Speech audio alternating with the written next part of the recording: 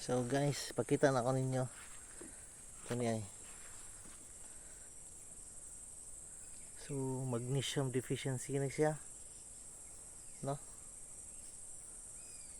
So mag-spray mi karon og foliar na magnesium sulfate, no? So ang foliar guys, dili na siya substitute sa kanang actual nga fertilizer, no, nga granules. Ang purpose sa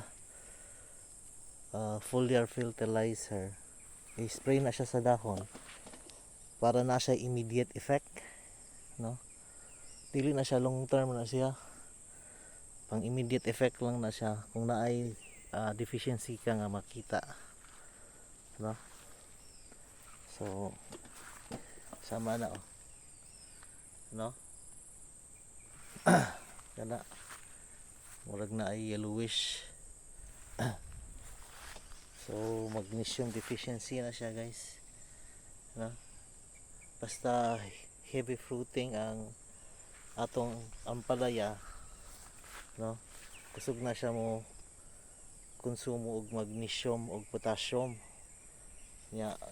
Sakto man ni og fertilizer nga potassium, no? Pero wala siya magnesium, no? Limited lang nga gi-provide ni Yara Winner. So muna siya. So ato ni siyang sprayhan og magnesium, no? Pakan na to magnesium through foliar fertilizer.